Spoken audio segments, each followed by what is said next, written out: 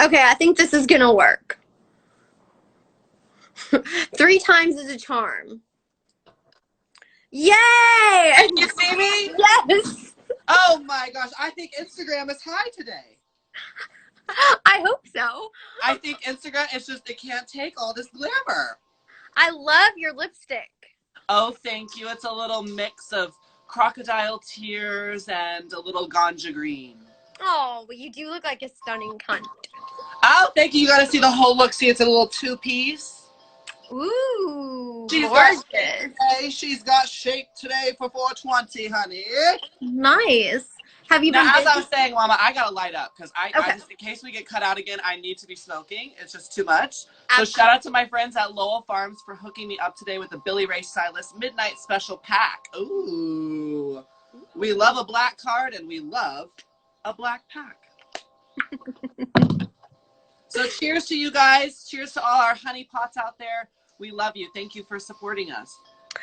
Thank you. Happy 420. Yes, 420. What have you been up to? Just crazy busy? Yes, I have been doing digital show after digital show, and today is no different. In fact, my schedule today is crazy packed. I feel so lucky to be, you know, the queen of green. So everybody was trying to get me in their show, get an interview, get a side piece. You know how it goes. So I'm just excited to be sharing with everybody online today because this is one of my favorite holidays, obviously. So I'm glad that we can still keep the festivities up.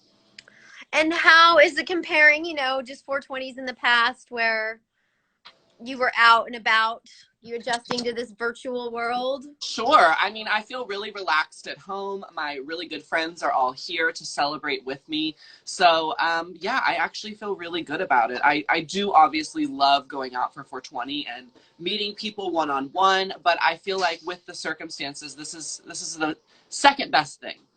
Awesome. Well, thank you for being in our issue, being our cover girl. Gorgeous. Yeah, gorgeous. Can you tell How us? were the photos by Robert Heyman? Did you live?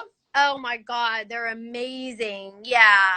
Yes, he did my makeup, my styling, my hair, the photography. We actually have a new series coming out to YouTube very soon called Muse Me, which is kind of a behind the scenes of how we create all of our art together. So yesterday we actually shot for 6 hours filming a new episode. So I can't wait to show you exactly, you know, how we made those photos. What was the story? So obviously you used honey. Was that your idea or his idea? How did that come about? Yeah, so Robert is the creator of everything. So he came up with the ideas to have the honey coming out of my mouth. When we were shopping, we saw the bees. We thought that would be a great addition to the project. We definitely just wanted to, you know, create art that was really inspired by the magazine and what all you stand for. Thank you. Well, we were honored to publish them. Stunning. Couldn't have asked for more. Yay! Oh I'm so happy, and I'm so happy it's finally launched and people can now go online and get it. And then will it still be available at stores, or because of COVID, no, right? Well, yeah, we are. It's going to be on our app, on our site. So we are going to print some. So we'll be sending you some, Zoe some, and we'll see about a limited release. We are going to do a Pride issue. So we might. Good. Yeah, exactly. Well, definitely if you go to print, we want a copy because it looks gorgeous. Absolutely. Absolutely. You'll be the first one on the list. Oh, thank you. So just wanted to get in a little bit. You talked with Kiana, our writer, about, you know, I don't know if we could get into a little bit of what you talked about in the article. Do you have a minute? Sure, of course I do. Well, we thought, you know, it's interesting just working in the cannabis industry as a business person, an entrepreneur, and then, like, you know, your exploration and just sexual identity, gender fluidity, and the conflict sometimes, or just the sort of uncomfortableness that can present within the cannabis industry. I've been at those expos and in that world, so I do know it is conservative, as I was saying, even though it's such a free-flowing plant, Sure. you know. Well, I definitely think the community is free-flowing, but I think those now that are running the businesses, running these cannabis cups, are unfortunately not on the same page. So I think that sort of creates a xenophobia. I mean, obviously our president is not helping with that either, but it creates this idea that, you know, we're scared of those that are different than us. And I think for me, that's just been the biggest struggle I've faced within the cannabis community, is that people recognize I'm very different than them. And instead of celebrating it, a lot of them want to push back ignore, you know, publish articles only online but not on their website, High Times Magazine. You know what I mean? So it's just been very difficult to push the brand forward as a drag queen and somebody who identifies as non-binary or, like you said, gender fluid.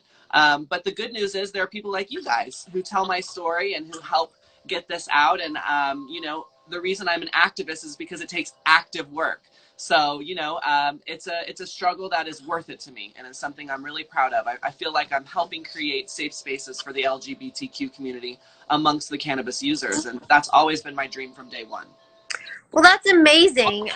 You know, as publishers on the editorial side, we want to address that niche more because it seems to almost be non-existent, you know, in terms of media and Right. outreach. So in your experience, like, what are some of the needs for cannabis in the LGBTQ community? Is it the same as straight people, or are they different? You know, would you say there's more anxiety? Does it play more of a medicinal role in terms of just social issues, having to grow up different, or an outsider, or deal with that? Yeah. Well, I think a lot of the people from the LGBTQAI plus community suffer from PTSD. You know, growing up being different, being not the same as your neighbor, it can cause a lot of stress in early childhood. And so I think later in life, a lot of LGBT users are using cannabis for that reason, to help them overcome their struggles, whether it be with their parents, friends, family, school, you know, whatever it may be. So I definitely do see a huge medicinal use. I think when it comes to buying products, queers are known for creativity. So we want to see a product that's fun and brightly packaged, and, you know, money is being donated to a cause that means something to us. You know, last year was the first Pride where we really saw companies, you know, jump on the rainbow, if you will, and try to do something for the community. And it was a good try. I think ultimately it was a fail, but it was a good try. And that's because I think a lot of companies just slapped a rainbow on their product and called it a Pride product. And I think to really be proud, you have to A, be involving the community, and B, you have to be giving back. It's not just about, you know, using someone's image to sell your product, but it's about celebrating that image, letting people know why that image is important. You know, for instances, I partnered with Kiva last year, Kiva Chocolates, but they actually released a Camino gummy that was all about drag queens. It featured a drag queen on the cover of the packaging. They partnered with Heclina and Peaches Christ, two legendary queens in San Francisco who actually helped curate the flavors. And then they hired me to, you know, promote it out in Los Angeles. And all three of us were also allowed to give $10,000 back to a charity of our choice. So to me, that's how you do Pride right. You know, I also worked with Fruit Slabs, and Fruit Slabs, we offered our Pride flavor year round. So we think, you know, you should be proud AF as always, and not just on the month of June for Pride. So I do think there are companies like Kiva, like Fruit Slabs, that are doing it right, but we need more of that. And then ultimately, we're going to need a space. I think that, you know, LGBT users, they don't want to go to the same cannabis clubs that are being created right now that are very bro mentality. I think they're going to want a club where drag queens are performing and, you know, the staff is LGBT friendly or also gay themselves. So yeah, I think there's a lot of ways in which we can grow, but ultimately I think it's about visibility, which is what I'm trying to do as an artist. Amazing. So what are some stories you would want to see in that regard, like that, you know, should be published more, just kind of stories from the street, people's personal experiences, or are there any large topics? Well, I would definitely love to see something on the weed tube. My dear friend Aaron Richard, also known as the Gay Stoner, started this website when YouTube started banning monetization on cannabis content. And, you know, he has been written up in Forbes. Let me not say like it's not like he's a secret, but, you know, he is someone, an entrepreneur who is gay himself, has created a company that is really helping visibility. In fact, I upload to the weed tube, you know, every month with cannabis content, and so do many other LGBT advocates. So I'd love to see a story on him. I would love to see a story on owners who have come out of the green closet and the gay closet, because I think right now that's another thing that we're really facing is a lot of people who are in the industry are gay, but they're too scared to come out because they're afraid that, you know, the men that they work with will not take them seriously, might not want to work with them, et cetera, et cetera. So, you know, I would love to have some stories on that, people coming out or the struggle to come out. I would love to see stories on just other queer people who are also making cannabis art. You know, Emily Eisen is a great photographer and artist out here in California who has recently been gaining some momentum as well. But I just want to keep seeing stories about my friends, the people that I talk to every day, because I think that they have something really important to say. And well, one more question. I'm sure you got to go. You're busy. No Um, worries. oh, awesome. Thank What's you so happening at much. 3 p.m.? I think something is happening at 3. So yes, you're right. This is the last one. Oh no. When do you see the struggle ending, or how do you see it going? I mean, you know, people were afraid to come out of the closet. I feel like over the past 20 years or so that, you know, everyone's been more accepting, inclusive, but it's still obviously unbearably difficult. You know, when will that change? Well, it's hard to put a date on something like that. I do truly believe that struggle is inherent in our day-to-day life. I don't think struggle is ever going to truly disappear. I think there will always be struggle in our lives, but I do think it's that struggle that makes us stronger. So, you know, like I said, I can't even begin to put a date on it. I mean, I've been in this industry now for over 6 years, and I've really only ever performed at one Cannabis Cup and really only ever been taken seriously in the industry within the last maybe 2 years, a year and a half.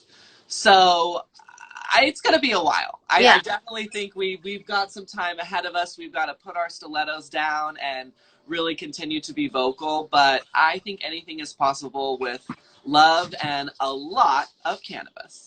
Well, we're here with you pushing the envelope forward. We've got Club coming here in New York. I don't know, you know, a lot of LGBTQ people work there, events. It's great, cannabis friendly. So when you come here, we'll treat you there. Yes. Well, I was actually supposed to be in New York at the end of March, working with Lashify, but unfortunately we had to do it all online. So we're still working together, but I didn't get to come. So I'm hoping when this is all over, they'll still offer me that trip.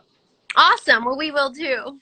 Okay, well, I love you guys so much. Thanks again for having me be on the cover, for featuring my dear friend Robert Heyman's work. He loves them too. He loves them. He loves you too, he says. Oh my God, I'm a And fan. we just want to say have a happy 420. Stay safe out there. Stay smoking. And most importantly, Mama, stay sickening. Oh,